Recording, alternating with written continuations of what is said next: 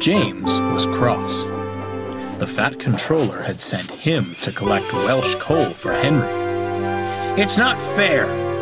I have to cover Henry's trains when he's sick, and now I'm his errand boy? Ridiculous!"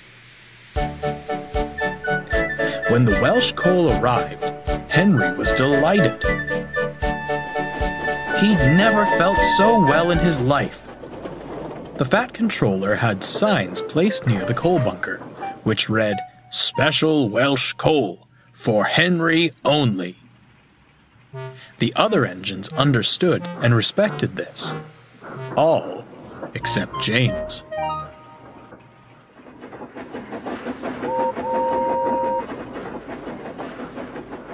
"Look at him, swanking about," James complained to Edward. "I fetched it for him, and I don't even get a thank you." "I'm sure it's appreciated," Edward smiled. "I must admit that coal has done wonders for Henry. Imagine what it might do for us." Edward meant this in jest, but James smirked. I wonder. "Get that idea out of your smokebox," frowned Edward. "You know full well not to take that coal. Poor Henry has suffered enough. He doesn't need you pilfering the one thing that's making him better." James said nothing more, but he began making a plan. Over the next few days, James pestered his crew about the coal. No matter how he asked, the answer was always no. But James was persistent and wouldn't relent.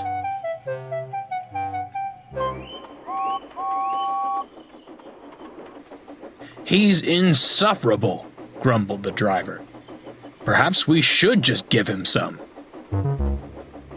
"You know we can't," sighed the fireman. Then an idea struck him. Unless... The fireman smirked and whispered his idea to the driver.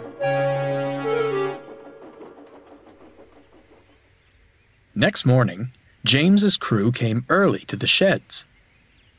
"You know, old boy," whispered the driver, "you're right. You do deserve some of Henry's coal. Let's hurry to the bunker, but keep quiet. We'll be loaded up and away before anyone notices." James was giddy, but did his best to contain his excitement. James backed down to the coal bunkers. He couldn't see what his fireman was doing, but he didn't give it a second thought. He sizzled happily. I'll show them, he thought cheekily. What James didn't know was that his fireman was shoveling regular coal into his tender. James had forgotten the bunker the other engines used was right next to Henry's.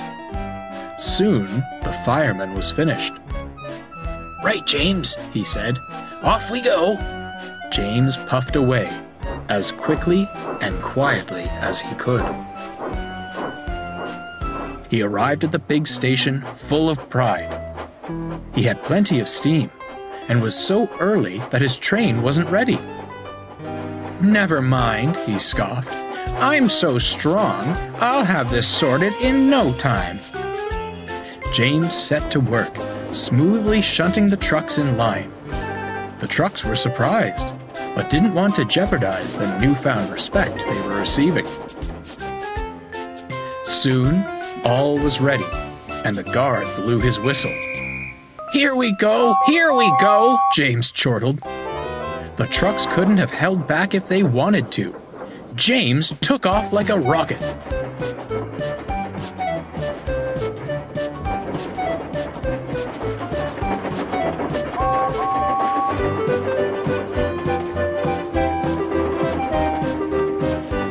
James sped down the line.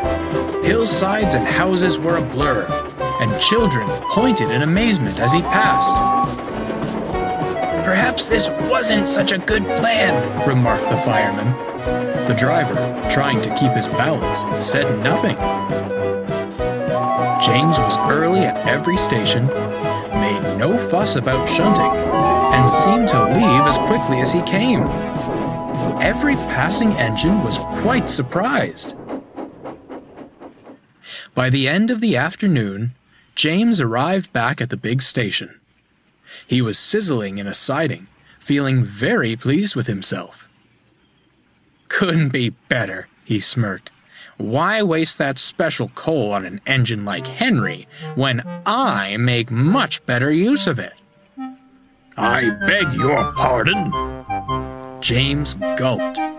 "I had come to congratulate you on your fine work today," he rumbled. "But it appears we have another matter to address. As far as I'm aware," continued the Fat Controller, "only Henry is permitted to use that coal. Now, is your name Henry?" No, sir, it isn't." "Then why did you take that coal?" At that moment, James's crew appeared. "Pardon me, sir," said the fireman, "but you've got it all wrong." By the time he'd explained the trick, James was aghast. "So, all day I've been using regular coal?" The driver, fireman, and even the Fat Controller burst out laughing. James blushed. "Well, James," smiled the Fat Controller, "I must apologize for my previous assumption. You did do a splendid job today. Hard work does not go unappreciated on my railway." He paused. James grinned in anticipation. "As such, you will continue with goods work for the remainder of the week." James was speechless. "Now that we know what you're really capable of, it should prove no challenge for you. Besides," finished the Fat Controller, "I'm sure it will dissuade you from any further schemes of taking Henry's coal." James did stay on goods work. He hated it, but wasn't about to disappoint the Fat Controller. He worked hard all week and was thankful when it was over. He was going back to the sheds when he saw Henry and Percy at the coal bunker. "You know, Henry," giggled Percy, "this coal makes me feel stronger than ever." "Sounds to me like you've taken James's special coal," laughed Henry. James said nothing.